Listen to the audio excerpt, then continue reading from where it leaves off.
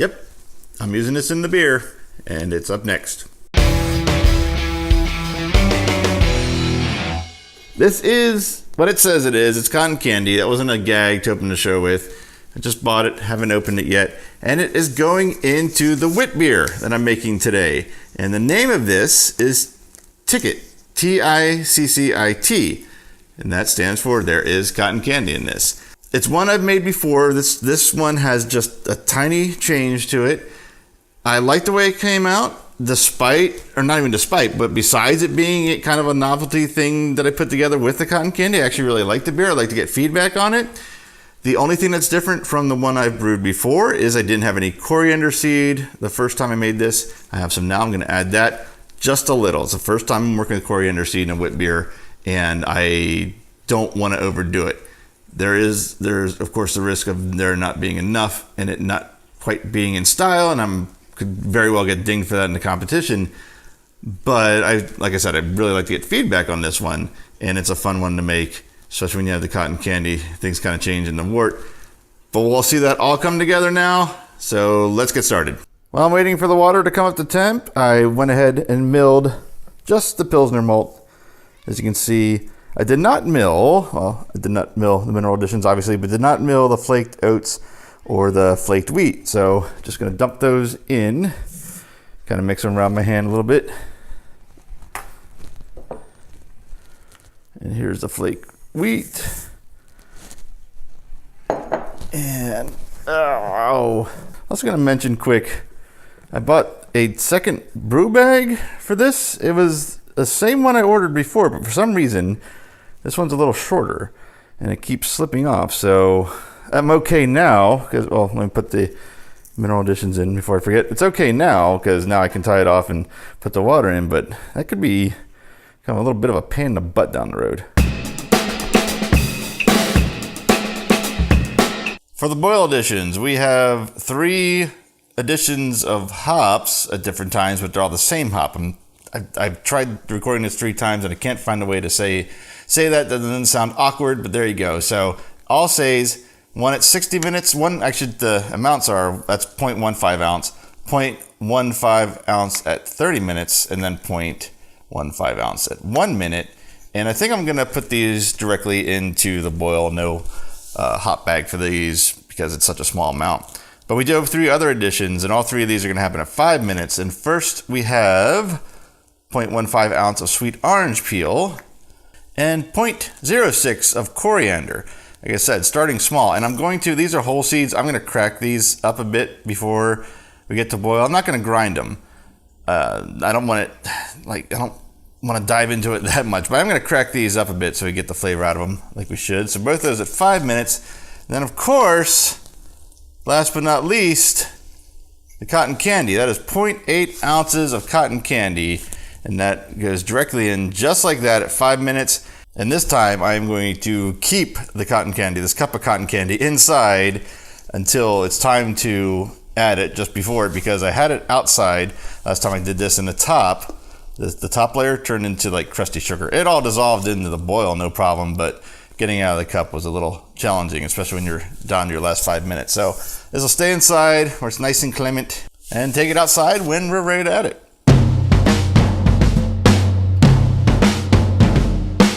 All right, we are at a roll now on the boil, so I'm going to start the timer.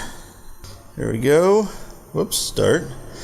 And I am almost sure I'm going to run out of gas in this 80 minutes, but I have a second tank ready, but I don't know. We'll just wait and see.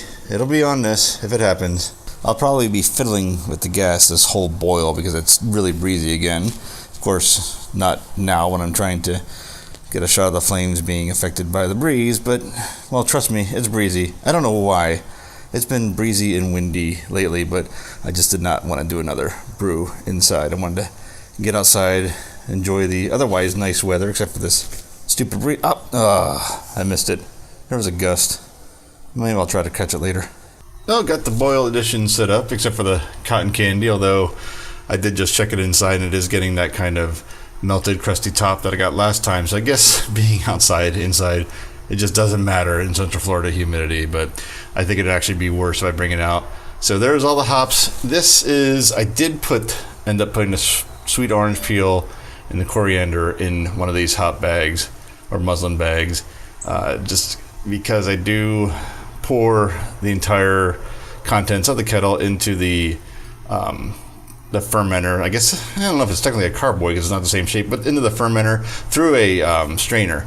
And as you saw see if you can, I don't know if you can really see them anymore, but you did see when I was measuring them, the sweet orange peel is pretty sizable, and the coriander seeds, they're pretty well cracked, but they're a decent size too. So I figured these will quickly clog that all up. So I put them in a bag, and you can see I got a little Warflock tablet ready, which normally I think you wouldn't want to use in a wit because it's supposed to be cloudy-ish. Not like a Hefeweizen, but a little bit of haze to it from the yeast and whatnot, or maybe the oats and wheat in this particular one. But I used it last time, and I only want to change one variable, and that is the coriander. So I'm going to add the Warflock in this one as well, and then maybe on a third iteration I won't. So I might get dinged for appearance if I take this to a competition. But again, I only want to change one thing at a time until I get this to exactly what I think it should be.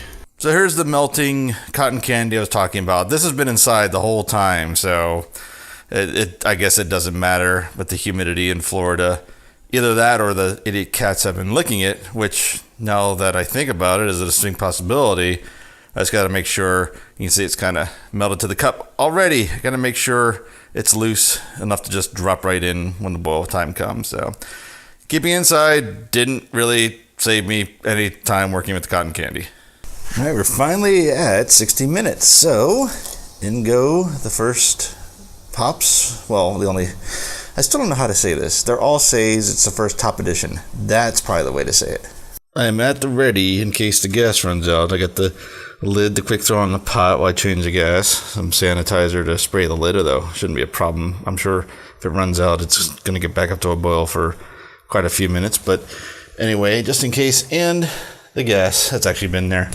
I just checked it again. I cannot tell if it's going to last the rest of this hour or not. So preparing for the worst. All right, we're at 30 minutes, so I'm going to add those hops in.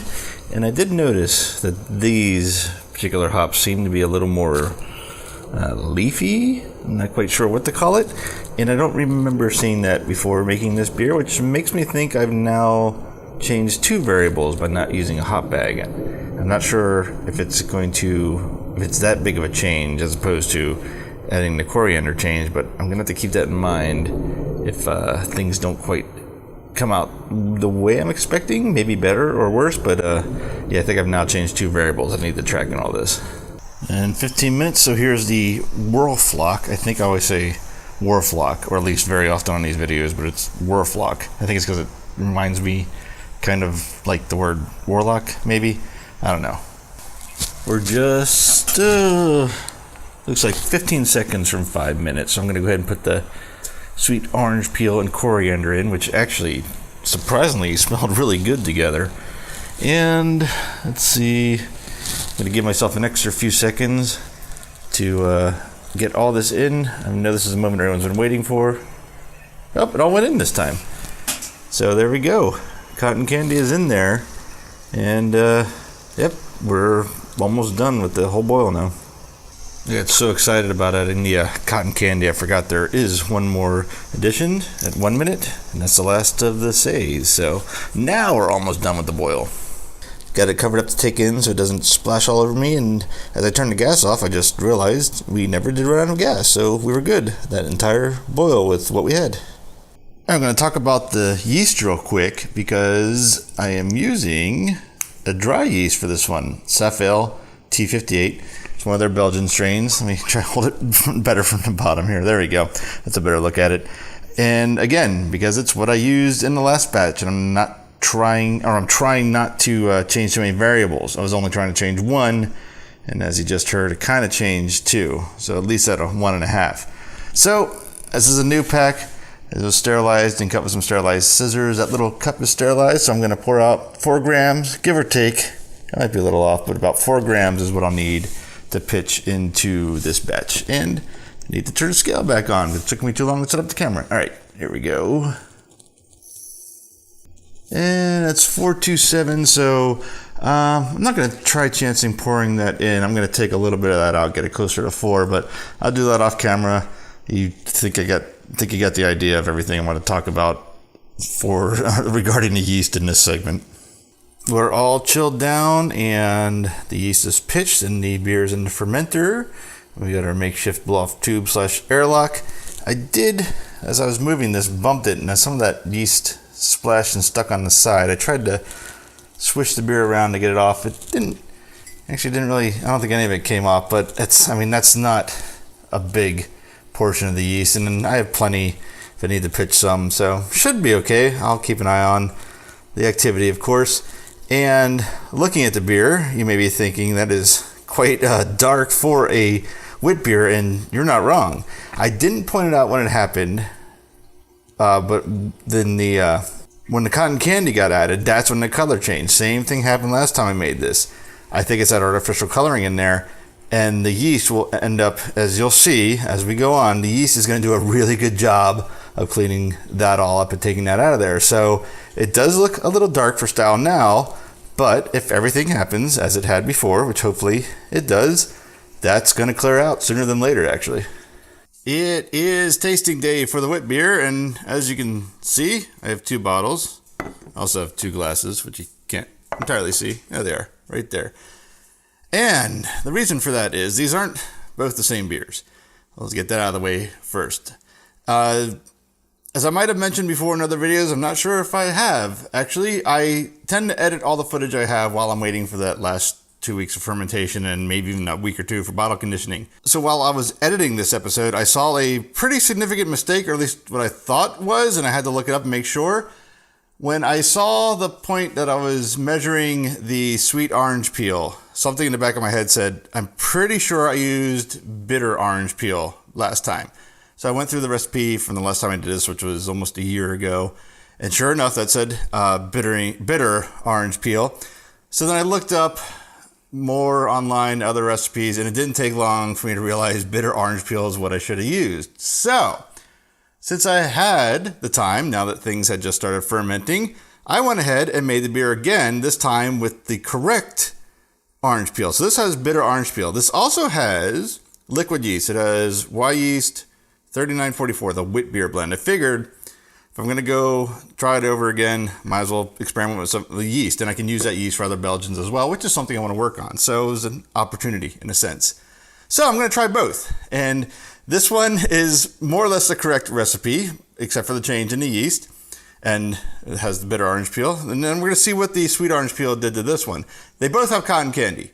That I want to make that clear. Even though I redid this one, I did it with the same exact amount of cotton candy, same hop, same grain bill, different orange peel, same coriander, and different yeast. So they're both Belgian yeast. So I'm not entirely sure how different they're going to be yeast-wise, but we're going to find out as well. I sent that sentence very oddly. Okay, I'll do the first one, the first version first, and I don't know. I can show you as I pop them. I don't want to tilt the bottles too much. I label them with these little circle stickers, which I have like, I don't know, 6, 8 different colors. This one's yellow as well, as you'll see. That didn't get confusing at all. All right, so the first one, the sweet orange peel dry yeast Witbier. So, all right. Oh, really nice color. That's what I've always found remarkable about this recipe. Well, all right, I've done it twice. Well, 3 times. Is that it goes in so ugly from that cotton candy, from the artificial coloring, and it comes out so beautiful. That is a beautiful straw gold color like it should be. Head is there. It's holding, but it's not, and it's going to go away here by the time I probably taste it. So the aroma is unmistakably Belgian. It's that certain, I don't even know what the aroma is. I've heard it described as sulfur, but I kind of recognize the sulfur smell more in like a Pilsner or a kind of a German pale lager, basically. This is something else. I don't know what it is. I'm going to have to research it, but it's distinctively a Belgian aroma. Little light sweetness. No hops. You can get none of the hops off this aroma at all.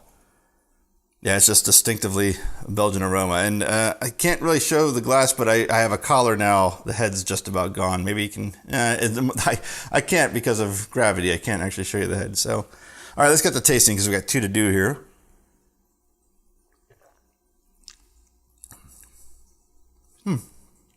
It's very drinkable, which is a weird descriptor. I mean, almost anything's drinkable. It may kill you, but you can still drink it.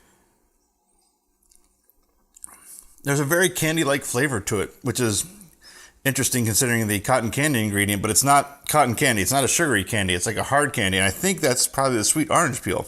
It's actually really interesting in a good way. Mouth feels a little sharp, and it might be the carbonation. Let's see how much is rolling off the bottom there. It's pretty good. It's not over-carbonated. It's a little bit of a sharp, not hot, but sharp mouthfeel. Again, the distinctively Belgian flavor to it. It's very clean.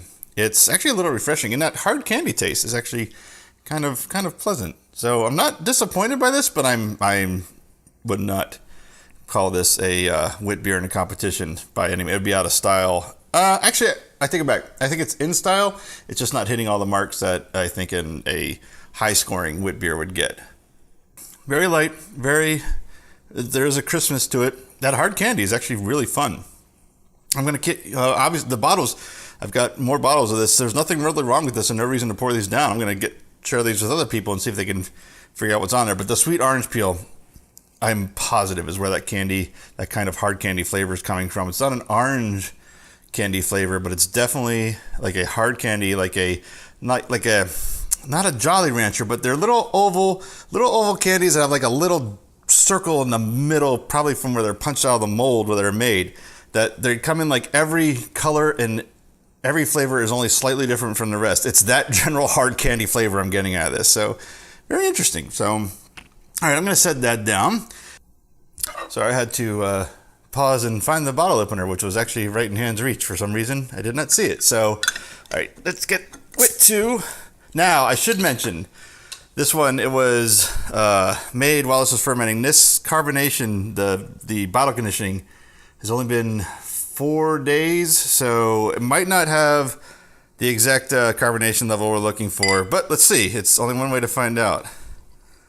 All right, I'm happy there's any carbonation because it's been such a few days. Actually, that's not terribly bad for the amount of days that it was carbonated. Okay, so first thing I see, there's more of a cloudiness to it. That could be because it's young, or it could be from the yeast. This is something I'm going to find out more about this beer as we go. So let's get to the aroma. Okay, I'm not getting near the Belgian aroma I was getting out of the first one. Let's fill it up a little more. I'm still not quite getting it, actually. All I'm getting is have a little bit of a malt. Okay, if I really take a deep inhale, I can get that kind of Belgian aroma out of it. That's strange. I thought this would be more so with that yeast, but for the aroma, there's almost no aroma whatsoever. That's bizarre. I was not expecting that. Okay, so head retention, I'm not even going to say it's good or bad on this beer in general because it's only 4 days carbonated. I would like it to be at least a week, 2 days. Room condition is the word I was looking for. So I don't think that has anything to do with the aroma, though. All right, let's get to tasting. Let's see what that's like. Okay, it's quite young. We get a lot of the graininess, a little bit of biscuity. Now, it was a Belgian Pilsner malt that I used in it, but it's still by nature got a little bit of a biscuity taste to it, but not much. It's just more than that. So let's give it another taste here. That candy flavor is not there. There is more of a distinct orange and kind of a natural orange, which has a sweetness to it, but not a candy-like to it. So there's a little more orange into it, not as much as you might hope from it. And I think that is actually the orange and the coriander playing over each other, not being overwhelmed by the wrong orange peel. Mouthfeel is about the same. That's interesting. Yeah, this is a... I I don't dislike it, but I was expecting more, I think because of the yeast change. Now, as far as the cotton candy goes, you can't taste a cotton candy flavor in any of this. You did get a little bit of a interesting sweetness behind everything in both. And again, I don't think it's the candy flavor in this or the sweetness in this. There's like that artificial flavoring kind of lingers a little bit. So it's that kind of the blue raspberry and strawberry. What very little there is kind of intermingling with those other tastes. But I think you would only be able to identify that if you knew it was in there. Otherwise, you might actually guess it's possibly a little under attenuated, or maybe there's a little too much, a little heavy on the malts. But that's what I've always liked about the cotton candy in this. So let me taste this one more time. Yeah, it's not exactly what I was hoping it would be. It's, again, not bad. And there's a Belgian distinct Belgian flavor, of course, with that yeast. But the cotton candy, going back to that's the reason I wanted to make this and put it in a competition anyway. So I'm not disappointed that this won't go to this competition because I don't think either are correct. But neither are really what I want the feedback on. Because, again, the fun of this is the cotton candy. But first and foremost, it needs to be a correct Witbier, which I don't know. This is so young. Maybe it'll become one, but I think this needs some more work too. This, obviously, with the wrong orange peel is not. Might be worth doing this one again with the dry yeast and see if it's like what I thought it was going to be. And I don't know. Or this one I'll have to revisit later. So this is a pretty inconclusive episode. But I did want to try to make up for the fact that I made a big mistake on this one. But neither are ones I would put in a competition because I don't think they're Witbiery enough to be considered a good representation of the style. So this one is one that might have to go back to the drawing board. I might have to kind of scrap my entire Witbier recipe, keep the cotton candy, but work on the grains, work on the malts, and maybe play some more with this yeast or other Belgian yeast as well, or maybe even do a blend of some. We'll see. So yeah, this one has been an interesting episode.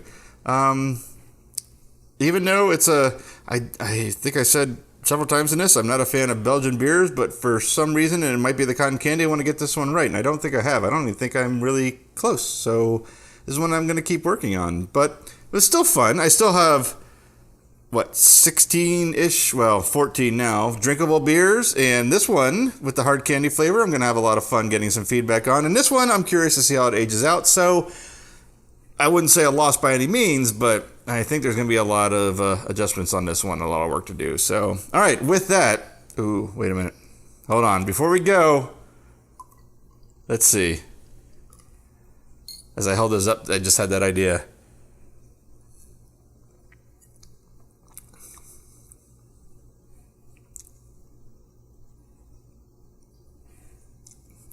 I'm not sure what happened there. I think I just invented a tropical Witbier, mixing those two. Okay, I might revisit that. That's a whole other discussion, what just happened when I did that. So stay tuned. In fact, on that note, I will say first, thank you for watching. Subscribe, hit that alarm bell so that when this follow-up, if I make it, comes out, you don't miss that, because things just got real interesting. So yeah, I think that's it. So let me say again, thank you for watching, and I'll see you in the next episode.